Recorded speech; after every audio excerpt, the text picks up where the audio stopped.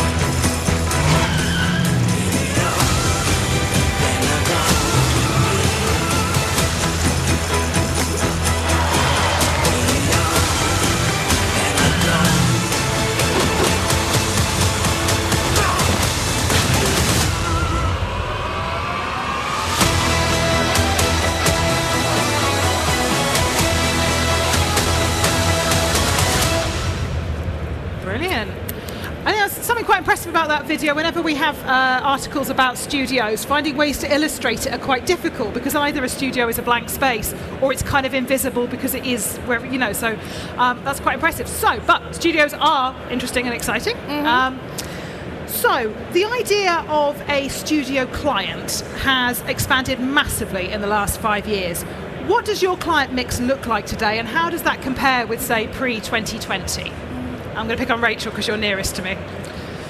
Well, I think it's, as a space, you have to be adaptable and finding ways in which we can support things like Mission Impossible with some high-end television to everything from content creators as part of what we do as an adaptable and versatile space. Yeah. So although we have done the Mission Impossible, the Fast and Furious Hobbs and Shaw, being able to then switch it to be able to deal and welcome people like Sidemen or driver's review for YouTubers. It's part of the real gamut of actually what we try to do to make sure that all of our clients are welcome, as I know the incredible people on this panel also do, because actually we've got some fantastic spaces in the UK, and it's about getting people to come, understand the talent, and be part of that content creation in our great facilities that we've got.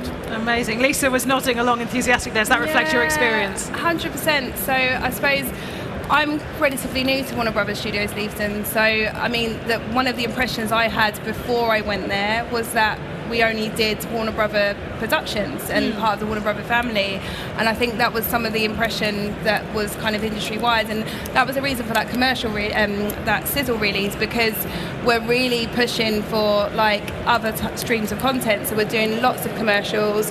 We're also supporting lots of independent films. So in Q1 we did 3 independent films. We also did 3 commercials, as well as our kind of long-running kind of shows that we also accommodate. So it's about, like, since 2020 there's been a major shift in the way things are filmed, and also the budgets aligned to film, because there's been some really disruptive things that have happened across the industry in the last 5 years.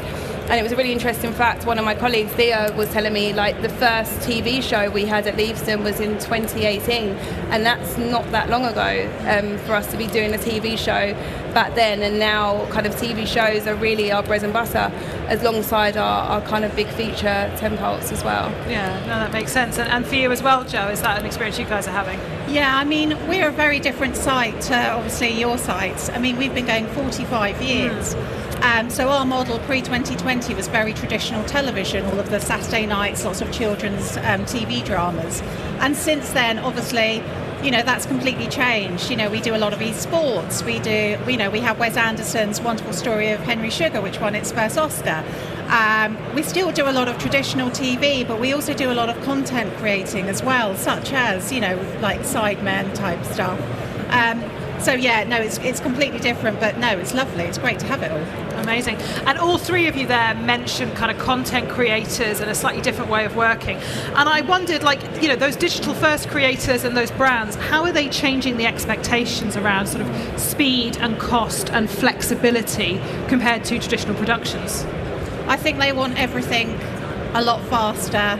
You know, they kind of, you know, they're editing and they're filming and they're producing at a very quick turnaround. So I think it's just making sure that when they arrive that they have everything that they need. But it's all achievable. Yeah. It's just on a faster timeline from our point of view. Yeah, definitely. I would totally agree with that. You know, kind of having people that will come in on the Monday and by the Wednesday they're contracted and they're shooting is something that happens quite regularly. So having a versatile team that will just help turn that around, and I'm very lucky that I've got that. It's really, really important, because we've just got to kind of help deal with their needs, which you know, you never know what they are, which is so wonderfully exciting. But being adaptable to that, and then finding ways to help them create their extraordinary is always what we do. Yeah. So we're dipping our toes into it, and I think it's alongside our bigger franchises. So the kind of industry shifted in terms of how they now kind of publicise shows or do teasers. So we've had some of the, like, where you have like a POV of like some fans that are massive fans of Harry Potter, and they got to come and see the sets, and that was a really big sizzle that they put out, a reel that they put out on social media, and it starts to kind of feed the interest and excitement around the show coming online. So we've kind of done stuff like that, and also kind of like the behind the scenes. But that is something that is relatively new to us, but it's an area, because we are expanding and we've got that space, and being able to have that adaptability is something that we are definitely looking into supporting. Yeah. And listen, you can all tell me to go away with this question, but one of the things there is yes, they want it quicker, yes, they want it more flexible. Are there ramifications for cost, or the cost they're expecting there, that you would feel comfortable talking about, in terms of, like, do they expect it to be cheaper because we're only in here very quickly and we're doing quite a tight turnaround? I don't think so. Okay. I think it just depends on what it's for. But I wouldn't say, you know, we have, you know, it's pretty same for us, definitely. I think they'll always push. They'll always push. Yeah. Don't ask, don't get. Well, of course, you don't ask, you don't get. Yeah. But also, kind of for us, it's about using the site in a more creative way. So we have got a lot of space, and so we've done a lot of content creation outside. So if they do want to do some stunt driving, we can help that with drones and work to those kind of needs. Maybe that's not necessarily in the stages as such, but we have a lot of other spaces that are in around the secure site that we can take advantage of, as well as private roads and things. So, it helps the content creators create what they want by having the versatility of the site. Yeah, no, that makes a lot of sense. So your studios are obviously operating on very different scales, as we've touched on. How do you decide what investments are worth making now in terms of what you're looking at with the studio, how you're sort of preparing it to deal with these different clients? So our investments, I think, are for the long haul. So with our expansion, we've gone up to, by the end of this year, we'll have 30 stages. And that's in a range of different sizes, and then it's all the kind of support spaces to facilitate those stages. And that's been really kind of industry-led in terms of the design and for our clients and the wider industry of what they need. And it's the whole tagline for Warner Brothers Leeds, like built for filmmakers, and it's very much of that essence that we kind of drive all of our decisions and our design ideas through there. So I think for us it's just about having versatility and being adaptable and knowing that we're not being rigid about our spaces. It's kind of like we have to move and shift with the ever-changing industry that we're in. But we have our staples, and we know that that's something that we're very good at providing. Yeah, that makes sense. I totally agree. For us, anything that we invest in, we're looking at, are we going to get our ROI? We're looking at customer care, flexibility, future-proofing. So anything from, how big our spaces are, you're looking at versatility. Have we got fibre and connectivity? Can it be an MCR for sport? Can it be a holding room for film? So you've kind of got to kind of maximise everything to be one or, 10 different things. We've got green rooms, which obviously we now have connectivity to our galleries as well, and they're quirky libraries or an American diner, and it's just about making the best of what you've got, and it works. Yeah, I'd agree. Kind of finding ways in which you're going to amplify the opportunities that are on site. And one of the ways in which we really like to support our productions is by being a really sustainable space, and also making sure that we are completely accessible. So, kind of in the short term, it'll be about making sure that we've got enough to future-proof ourselves in terms of the sustainability. We're really lucky that 30% of our power is run by the sun from solar panels. So, how can we think about what that looks like for 40% of all productions, energy use? That feels like an important thing to be thinking about to future-proof productions. And when, we're lucky to be an Albert Sustainable supplier, but, kind of how can we help productions get their accreditation and be the best that we can be? Yeah, no, amazing. And that increasingly those sorts of things, the accessibility, the environmental, they are huge concerns. We're also seeing things like, studios moving into virtual production, into having spaces for podcasting, into having hybrid spaces. Is that something that you guys are looking at? And how much of a, you sort of talked about return on investment. How much of a return on investment does that feel versus a kind of, well, let's experiment and see? I think for us, obviously we've done quite a lot of sports that have required like virtual sets and things like that.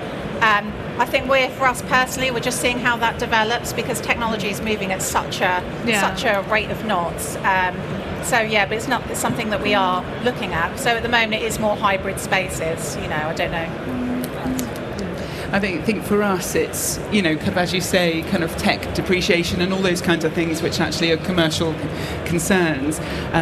But having really good partners that we can say, these guys will tell you exactly how much a virtual production is in the spaces is great. We worked with a provider who did a virtual production showcase, and they know they know their onions. Kind of they really know what's great in the space and how to make it cost effective for clients. So being able to help support productions with those relationships is really, really important.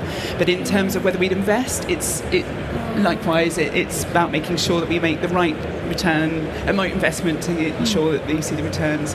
And as tech moves, it's the guys who really know their onions can make sure that they are properly, kind of servicing that, and we can help with those connections. Sorry. And we all know all our studios are very different. Obviously there's studios here that are very set up for virtual production. Do you see what I mean? So it makes sense for them to film there. So yes. And I think as a studio group, we are friends and we do talk. So what might be right for one production may not be. Do you see what I mean? So we do talk within us as well. Yeah, I would agree. What different studios are really, really, really good at, and being able to refer is also helpful. I totally agree with you, Jo. And it assists in boosting the UK economy, because we want to retain as much film as we can here. So if we know that we can't service something and it's better placed elsewhere, it is very much having that symbiotic relationship. But for us, in terms of virtual production, we kind of dipped our toes in it. We had a stage that did have a volume. And we had it for about a year, and it was successful. We had like Barbie, Wonka, and a few other shows, some independents that used it. But what we found, it was just obviously the maintenance and the technology constantly changing, and it was better for a production to shape how they wanted it as and when they come in. So very much like Rachel, we kind of connect with suppliers, or the productions will do that themselves. So it's just making sure that our spaces have the heights and the breadth to be able to facilitate them, the dimmer rooms and everything that they need, and the power to be able to service those big volume screens. And the weight to support the load and the gantry. No, that makes sense. And I mean, like you were saying that, you're dealing with a slightly older building, that there are just legacy issues. This building was built when filming looked a particular way, TV looked a particular way, what you could and couldn't get into a building looked a particular way. Do you think more widely within the industry we're moving towards kind of having more flexible spaces, more modular spaces as the norm? Yeah, absolutely, yeah. I mean, I love our studios, and they don't make many of those anymore, they're completely and utterly soundproof, that we've got individual boats, motorised boats, and it's fantastic and it's really good to rig, but like actually making that in this day and age, I mean, it's completely different now, isn't it? Yeah. So our studio obviously has got a really rich history. So it started off as an aerodrome and was kind of used for Rolls-Royce, and then went into film very kind of organically with having GoldenEye, and we've kind of built on that over the course of like 2 decades. So it's that's always been kind of the essence, and we've kept the structures that were there originally and just kind of built around them and on them as the land and everything's expanded. So for us, it's just about we retain a traditional building style, because we know there is the options maybe to do something more modular, more quicker and faster. But I think because it's worked for so many years in terms of the construction and the soundproofing and everything that everyone loves about coming to Leavesden, we've made sure that we retain that essence of the original kind of structures and just evolved with that. So that's been really important for us.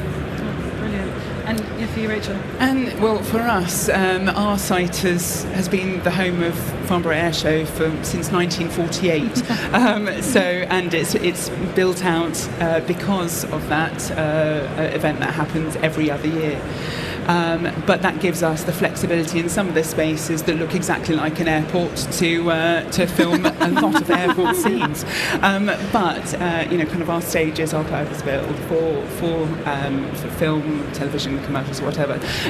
But they are really flexible spaces and quite modern. So they were built in 2000. So they are purpose-built for the facility, and they're really well used and are quite lovely, but obviously I'm horribly biased. I mean, we've talked about flexibility a lot in this session, and it strikes me, how do you balance kind of the needs of this sort of high-end film and TV, which obviously, we're still hoping to make, and they're fewer and further between than they were, but they are there, with these fast turnaround, lower budget digital content that increasingly studios are needing to take on and that are more available. How do you balance the needs of both of those without compromising either? Is there a balancing act there, or is it? It's so hard. I mean, we've got three stages, and if a film wants to come in and book it, it's really hard to. So I'd just say, careful scheduling and just working out where the little gaps are, and just saying we can help you out here, or have you considered having this room with this gallery instead? So I think you just have to be creative and try and really help all the clients and give them what they want. So for us, I think the benefit is we've kind of obviously got the Warner Brothers family of shows. So it's kind of, we've got our staples. We've got a show there, a Boy Wizard, that's going to be there for the next 10 years. Yeah. So that's kind of gives stability in terms of like our occupation of some of those stages and some of the other HBO shows. But it then also opens up to be really versatile in using our other spaces less traditionally. So it's kind of our mission now to continue that diversification piece, and I suppose it is us. I suppose with some of the shorter turnaround shows, there is more support operationally that is required. But it's really fun for the teams, because sometimes you've got something that's really long form and there's a kind of a very structured way of doing it. Whereas you get someone calling you, like you were saying, we need to be in for the Wednesday, everyone's like, hands to the station, it's got to happen. And it's just when a load of creative ideas are born out of that, and it's kind of a lot of good learning for our team. So it kind of mixes it up a bit, and I really do encourage it for us. Yeah. And Rachel, for you, that balance, is that a tricky thing to strike? Yeah, it is. I mean, we've got a lot of space, so, kind of, did I say we've got 3,500 car parking spaces?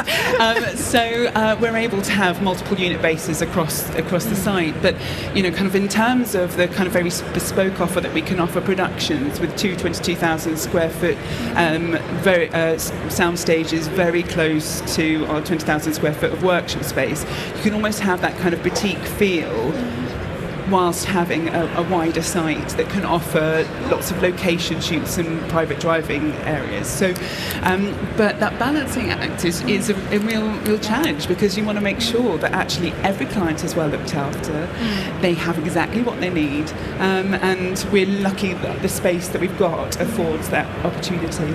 Yeah, brilliant. I'm painfully aware that we do need to move to audience questions in a second. No hard ones. But no difficult ones. No. Okay, cool. Softball questions only, please. I know one thing that sort of in the pre-discussion you guys flagged as being something you really wanted to talk about was sort of staff welfare, and how amid all of this change you are supporting people that work at your studios and look after that well-being. Rachel, did you want to pick up on that one? Well, it was something that came up in our discussions, kind of certainly in terms of training people. We do lots of boot camps. Our studio operations managers, the best tour for young people, and as well as kind of offering teachers an opportunity. We had 40 teachers over from Hampshire just to say, look, if you've got young people who love painting, they can come and be part of that. See these talents that are in our young people who are in schools that love woodcraft or doing things with their hands, and they can be the next crew of the future. So kind of the way in which we're supporting the community, whether that be training or whether that be supporting of giving away sets, which helps producers to save money on waste, but also make sure that wood can be donated to places like Farnborough Manshed, where they can learn how to do crafting and well-being and helping mental health. So kind of ways in which we can both support the community, but also opportunities for other people, but also well-being is really important.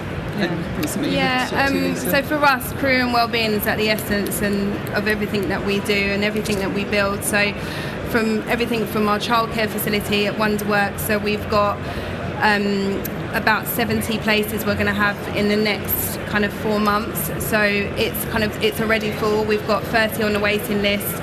So for us, that's about getting families back into the industry, which is really, really important. We've also got our kind of Solus Mind is on site, so for any crew that needs to access that care and support, that's there on the lot. We've got doggy daycare, which is so we're not just being biased to get for people with children, it's also doggies that you can drop off in the morning and they'll be kind of taken for a walk, and you'll have that support as well. So all the barriers that would stop you from being able to kind of do your day's work, there's a car wash there, so it's about making sure when you're on the lot you can get most of the things that you would ordinarily go home to do on the lot. So by the time you go home you can be present with your family, and that's really about the well-being and the ecosystem of being at work. So yeah, that's really important part of our... yeah, similar. I mean, we don't have a doggy daycare, that sounds amazing. But we've yeah, got a local one, it's well worth finding that. We've got a quiet room, we've got a nature reserve, so we've got running routes, we're about to launch a run club. You know, for our own staff, they get free coffees, Costa Coffee all day, 20% off, you know, of their lunch and things that they buy from the on-site restaurant. Yeah, and it's just all those little things actually do really add up. So yeah, we try and do as much of that as possible, really. Brilliant. I mean, as somebody that likes dogs but doesn't have one, as someone that likes dogs but doesn't have one, that's, yeah, I love the idea of a doggy daycare so I can see other people's dogs. So, in terms of questions, we've got an interesting one here. As new people not used to these facilities are hiring studios, are you seeing difficulties with clients lacking knowledge or having unrealistic expectations? Oh, there were some knowing looks there, weren't there? I suppose the expectations, yeah. I mean, in terms of kind of what they would require and the kind of level of equipment, particularly because our stages are quite large. So it could be that we then kind of direct them to one of our workshops, because our workshops are generous in space and it's not so overwhelming, because I guess it's just about how we work with that particular inquiry and try and shape it for them. And if we can't facilitate it, it's about being able to signpost where might also be an option for them. Yeah, that makes sense. Yeah, I think also it's helping people to on their journey to understand what is expected and doing that gently, because actually as a service provider you're holding their hand at every point to just make sure that you know, kind of if they need some help or they need signposting to a local amenity or whatever, you've got that to hand.